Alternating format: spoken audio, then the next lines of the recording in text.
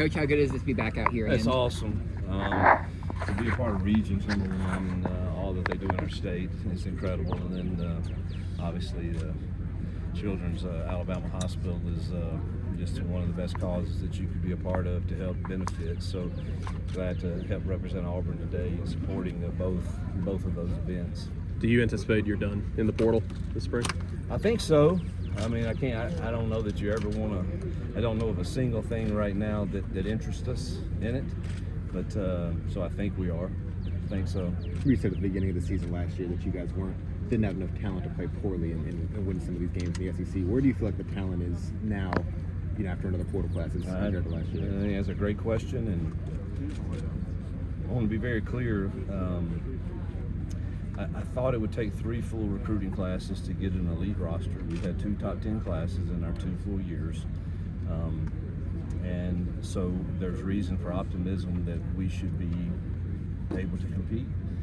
Now, having said that, we had chances to win games last year too, and the year before, and we didn't. And I have to own that. You can't run from that. And I've studied it in depthly, and it was critical downs, turnovers, and really our kicking game that really we could have had 4 more wins last year, even with the talent gap. And so you add now more talent to it, hopefully, and better play at certain positions.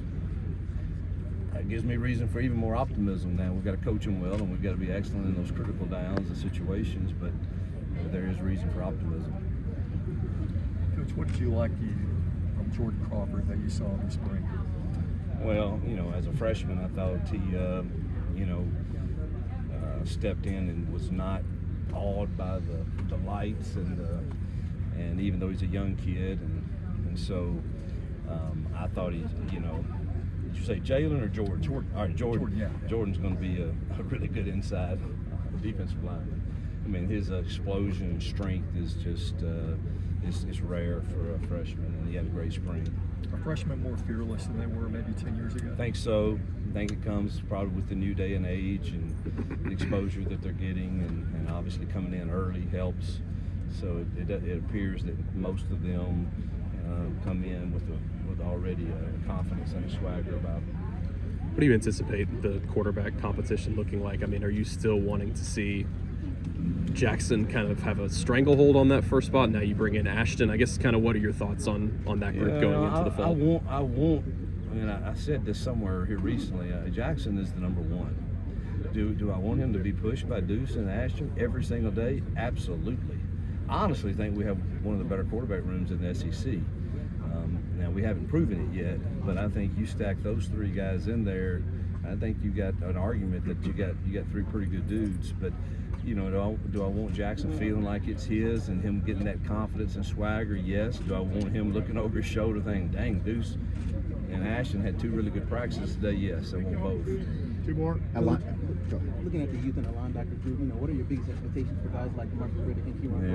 I think Rick, DeMarcus Riddick is going to be special.